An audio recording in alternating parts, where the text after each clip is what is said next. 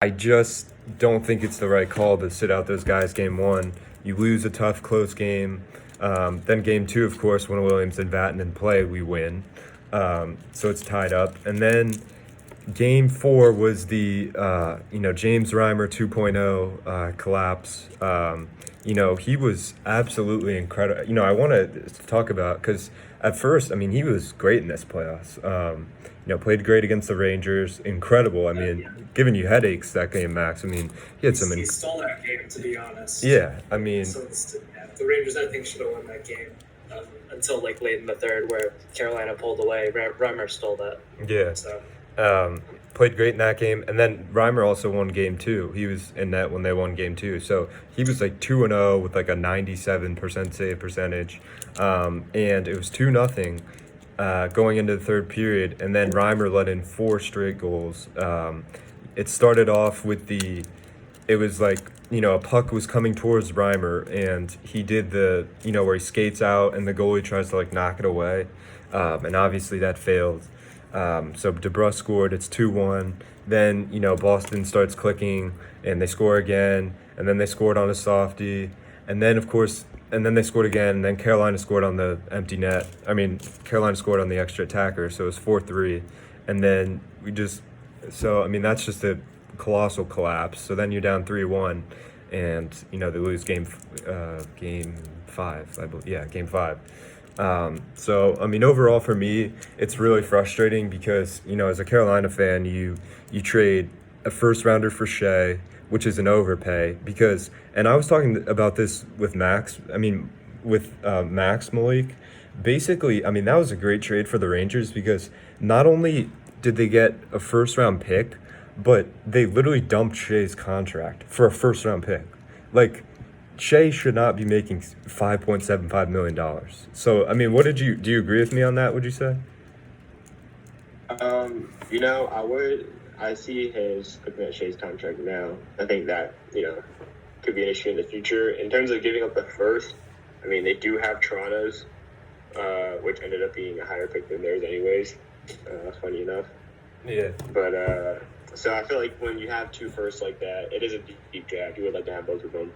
But you can be a little more liberal with one of your picks.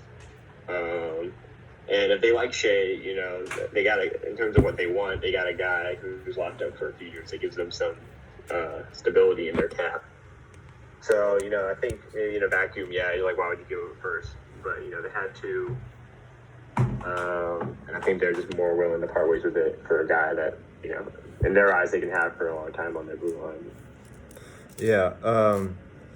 So, we made, in addition to Shea, not only that, we traded, I think a second rounder and a good prospect for Vatanen, who's a UFA this year. So I don't even know if we'll re-sign him. Both Vatanen and Edmondson are UFAs. Yeah. They have 3 UFAs this year, yeah. Three defensive UFAs and Justin Williams up top. So you could say that getting Shea was just having a stable contract on the blue line, not knowing what's going to happen next year. The good thing for Carolina next year is like you have Hamilton, Slavin, Shea, and Gardner locked up for next year.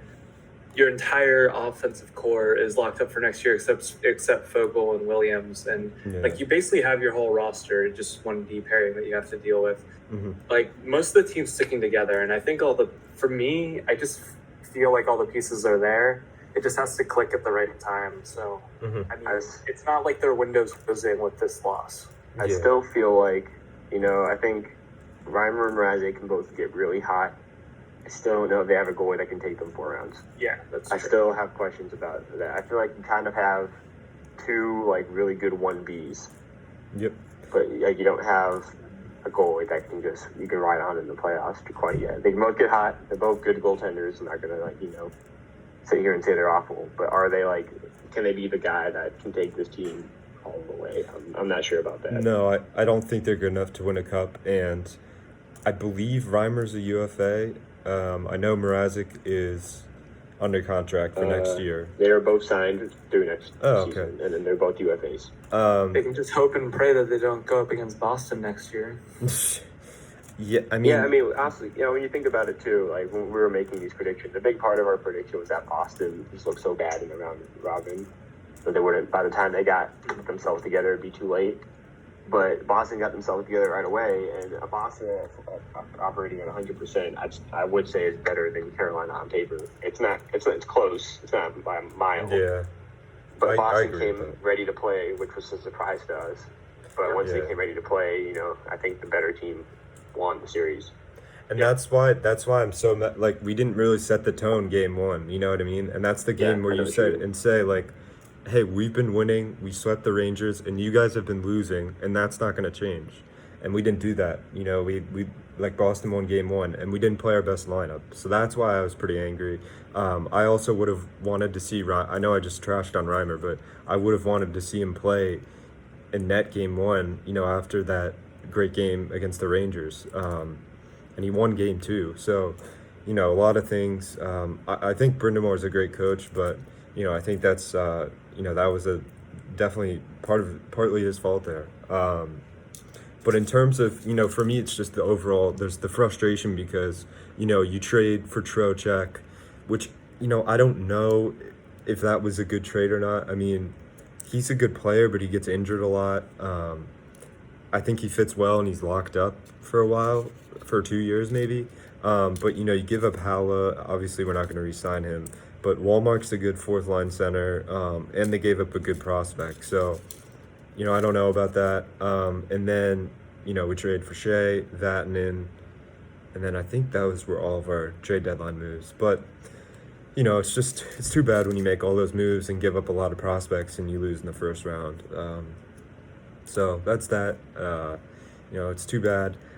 For me as a Canes fan, I don't think, I don't want to. Everybody on Twitter's like, we need a goalie. Like that's our first priority. Like, Waddell has to sign a goalie or else, we're gonna die.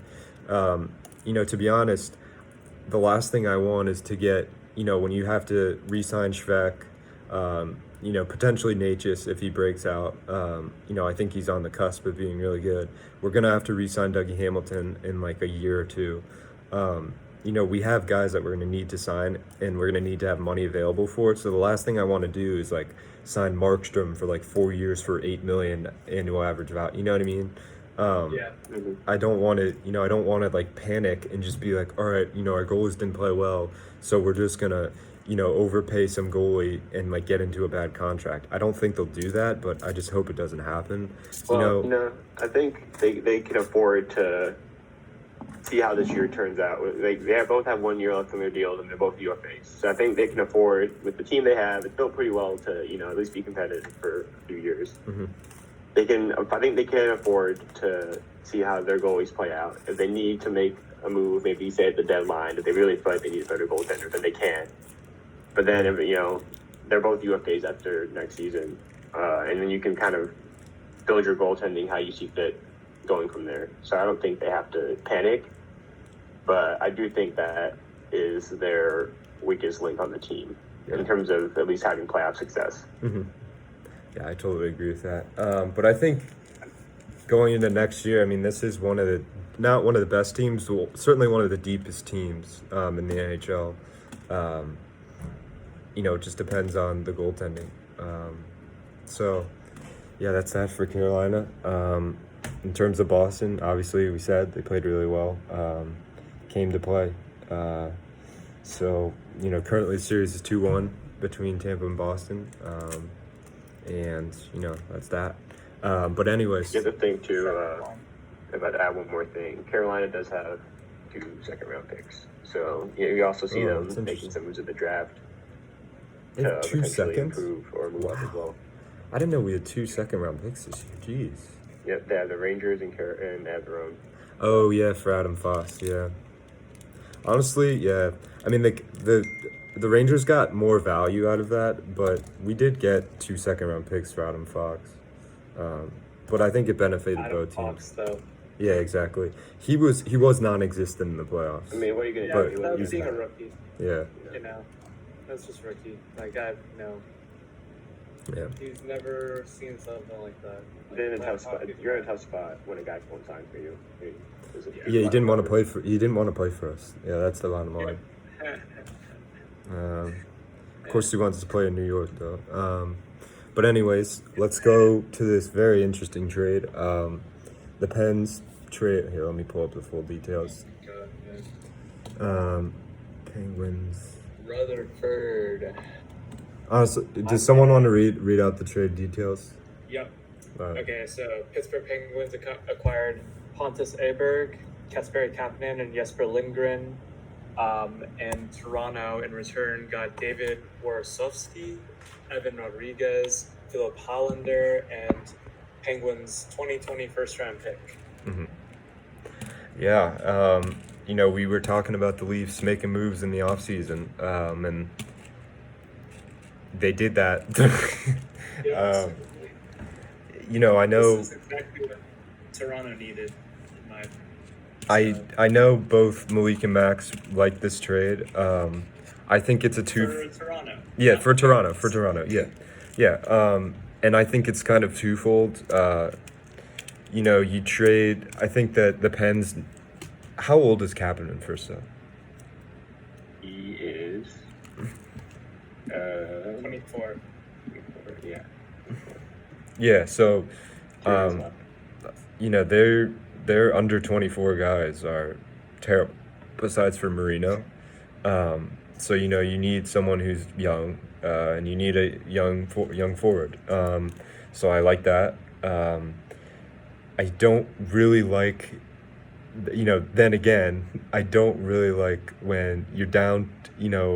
Sorry, what was I saying? You already lost your pick to the Wild, right? Like, didn't they lose that pick to the Wild? They lost keep next it. year's pick to the Wild. Yeah. They traded the pick that they kept. This is the pick that they kept. Yeah.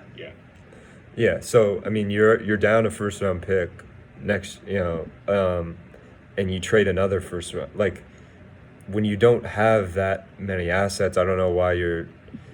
I don't know. I just think the Leafs probably win this trade.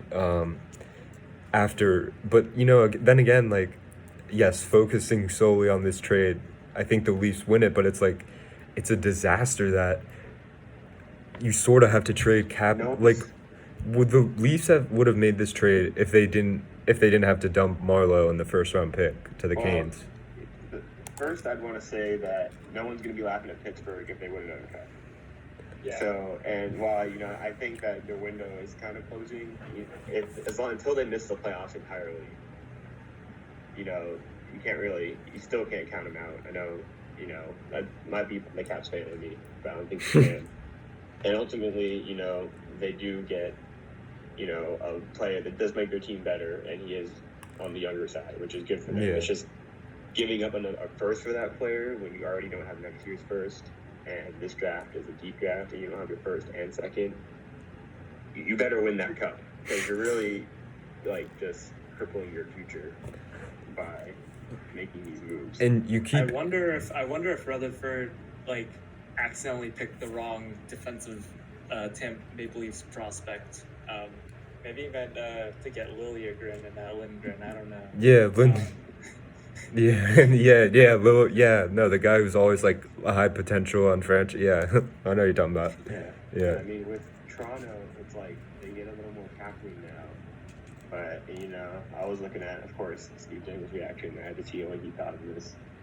Sadly not, and he's like, "This doesn't make the team better, at least not right away. It depends on what you do with this money and with these assets that you got." So It gives you the opportunity. it's a start. It gives you we the have to opportunity to.